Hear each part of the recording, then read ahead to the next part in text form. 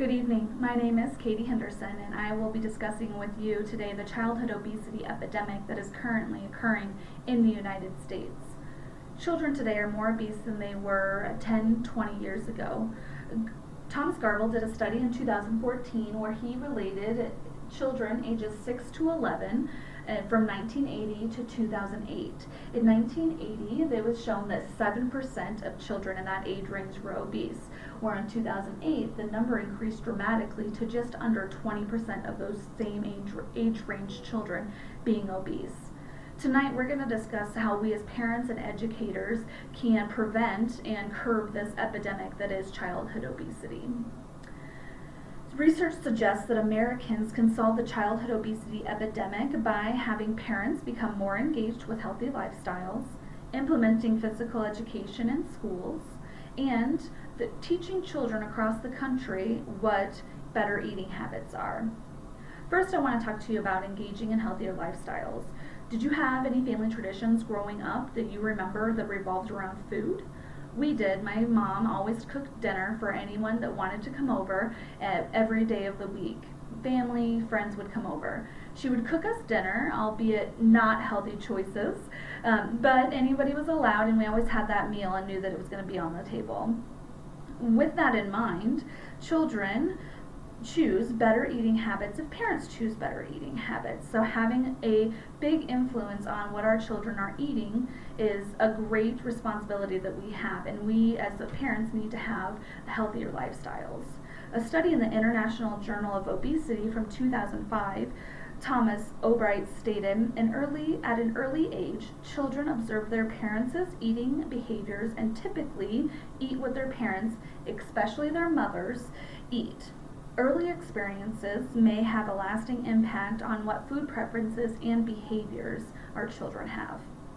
And what that means to us as parents is that we need to show our children how to eat healthy by example. This is how we can engage in healthier lifestyles. I know that life usually gets in the way of having dinner on the table each night with your child. However, if it is an option, please do that. Cook healthy foods and have that, and choose those healthy lifestyles. Knowing that life happens and that some days we cannot make dinner just due to time constraints, maybe there's soccer, volleyball, any of those happening, what you can do is order from a place or go to a food place that has those healthier options. There are a lot of sandwich shops out there that you can have a sandwich. There are a lot of salad shops out there that you can order a salad from. If that McDonald's or Burger King type drive-through is the only thing that's available, there are grilled versions of all of their fried food on most of their menus, so definitely a healthier choice. So as we engage in healthier lifestyles, we will be able to show our children that this is the healthy lifestyle adults are leading, so let's lead by example. Now let's discuss implementing more physical education into the school systems. And that way we can get our children more active each day by learning with physical education. Children are in class all day and working and learning. Physical education and recess happen maybe 2 or 3 times a week. Of course, recess happens every day, but those PE classes might only happen once or twice. By the time the child gets home, they have the option to play outside like we used to until the street lights came on and then it was time to come home, or go inside and play video games. More children are choosing to go inside and play video games or watch TV. A quote from the U.S. News and World Report from Nancy Shute in 1998 states that 26% of American children watch the tube for more than 4 hours a day. For Black children, it's 43%. For Mexican American children, it's 31%. Such an activity is troubling since childhood obesity sets the stage for fat adulthood, and with it, increases the risk of high blood pressure, diabetes, and heart disease. This information will help highlight what we need to do and get our children to move more during the day. What we need to start doing is engaging our children to get out and go play with their friends instead of watching TV. A way to do that is to start that physical activity during the school day, whether it be more stringent PE classes or activity during your lesson plans as educators. When you think of a traditional PE class, you think of basketball, track, volleyball, those type of information. Today, PE classes are not as engaging. You may walk around the track a couple of times, Our children are getting less physical. I know in some of these schools, the physical education class is going bowling twice a week, and that counts as physical education. Some school budgets, of course, have been cut, and PE classes are usually what is cut first, as well as the arts. Unfortunately, that is the realistically of what we live in the economy today. However, as educators, we can provide the example of what we're going to be doing.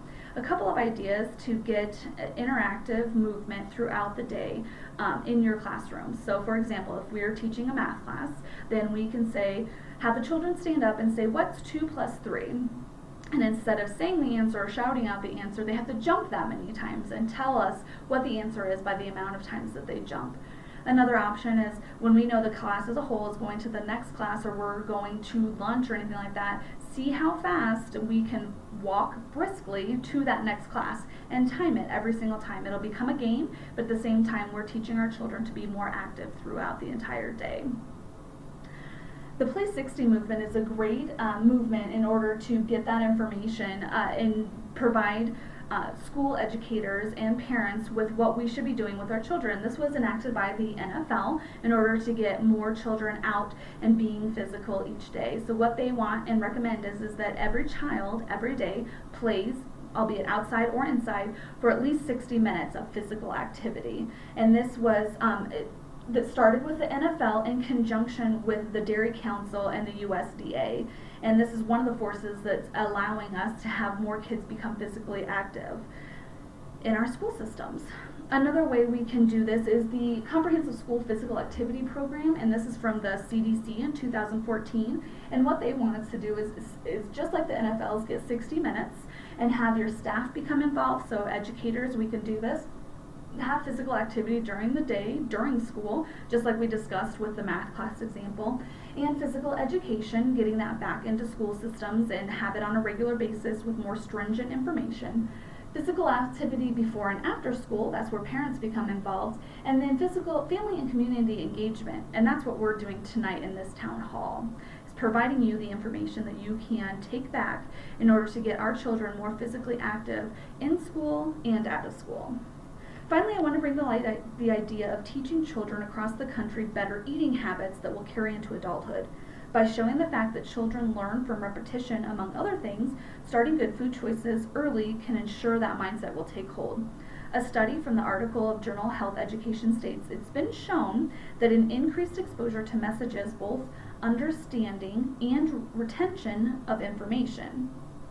Repeat exposure to health messages has greater impact on behavior than single exposure. There are several ways to specifically teach children about good eating habits other than just sitting them down and showing them what's good. Incorporating them into your lessons plan. The math example we gave earlier, instead of what is 2 plus 3, what is 2 apples plus 3 oranges? And then you can say, and that creates a healthy meal. I mean, those type of options are definitely there. By discussing how we as a family and educators and a country can bring that information, we can definitely teach our children that better eating habits go on throughout the entire day, and that will lead into adulthood. Another option is to have parents participate in bi-weekly food days. Bringing food to class with a healthier snack is something that definitely can be happening and shows the children that is a united front between our teachers and our parents that we want everybody to choose a healthy lifestyle. In conclusion, I want to make sure that we understand there are 3 really easy ways for us to solve the epidemic that is childhood obesity: by becoming more engaged in a healthier lifestyle, having healthier food options and smarter drinking choices, by implementing more physical education within the school, be it a Play 360 program or the actual physical education classes, or the last one is really the key is to teach our children at a young age that there are healthy eating habits and lifestyles that we need to be promoting. Together, each of us can influence the youth of our country to choose a better, healthier lifestyle that will ensure the longevity of their lives and our country. Thank you for listening. If you have any questions, I'll be right around the corner. If you have anything you want to talk about or want some more information on the Play 60 program or the CDC Comprehensive Physical Activity Program, I'll be out back, and I hope you have a great evening.